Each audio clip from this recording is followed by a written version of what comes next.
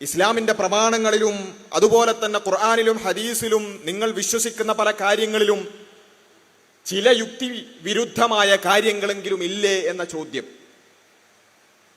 സ്വയം യുക്തിവാദികളാണ്, ഞങ്ങളെ തന്നെ വിളിക്കുന്നത് യുക്തിവാദികളാണെന്ന് പറയുന്ന ആളുകളാണ് പലപ്പോഴും ഇത്തരത്തിലുള്ള ചില വാദങ്ങൾ ഉന്നയിക്കാറുള്ളത്. മതത്തിലുള്ളത് പലപ്പോഴും യുക്തിരഹിതമായ വിശ്വാസങ്ങളാണ്, അടിസ്ഥാനമില്ലാത്ത വിശ്വാസങ്ങളാണ് എന്നതാണ് അവർ പറയുന്ന ഏറ്റവും പ്രധാനപ്പെട്ട ഒരു കാര്യമെന്ന് പറയുന്നത്.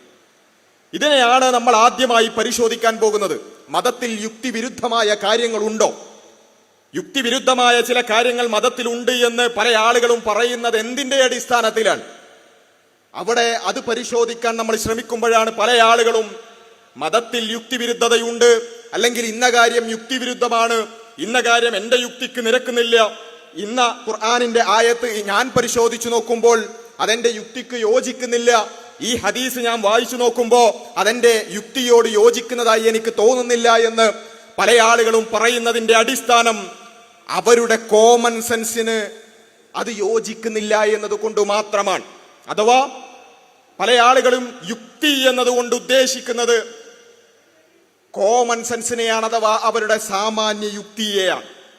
എന്റെ സാമാന്യ യുക്തിക്ക് അഥവാ എന്റെ കോമൺ സെൻസിന് അനുഗുണമായി അല്ലെങ്കിൽ അതിന് അനുകൂലമായി കൊണ്ടല്ല ഈ കാര്യം കാണുന്നത്, അതുകൊണ്ട് ഞാൻ അതിനെ നിഷേധിക്കുന്നു, അല്ലെങ്കിൽ അത് യുക്തിരഹിതമാണ് എന്നാണ് പല ആളുകളും പറയാറുള്ളത് എന്നുള്ളത് വളരെ കൃത്യമായ ഒരു കാര്യമാണ്. അപ്പോ നാം പരിശോധിച്ചു നോക്കുന്നത് ഈ കോമൺ സെൻസ് എന്ന് പറയുന്നത്, അല്ലെങ്കിൽ നമ്മുടെ ഒരു സാമാന്യ യുക്തി, നമുക്കൊറ്റ നോട്ടത്തിൽ നോക്കുമ്പോൾ ഒരു കാര്യം യുക്തിപരമായി തോന്നുന്നു, യുക്തിരഹിതമായി തോന്നുന്നു എന്നതാണോ ഒരു കാര്യം ശരിയോ തെറ്റോ എന്നുള്ളതിന്റെ മാനദണ്ഡം എന്നുള്ളതാണ് നമ്മൾ ആദ്യം പരിശോധിച്ച് നോക്കേണ്ടത്. അവിടെയാണ് നമുക്ക് മനസ്സിലാക്കാൻ സാധിക്കുക നമ്മുടെ സാമാന്യ യുക്തി എന്ന് പറയുന്നത്, നമ്മുടെ കോമൺ സെൻസ് എന്ന് പറയുന്നത് പലപ്പോഴും തെറ്റായിരിക്കാം. കൃത്യമായി മനസ്സിലാക്കണം. നമ്മൾ പലപ്പോഴും അബദ്ധത്തിൽ പെട്ടുപോകുന്ന, പലപ്പോഴും നമുക്ക് കൺഫ്യൂഷൻ ഉണ്ടാകുന്ന ഒരു ഏരിയയാണിത്.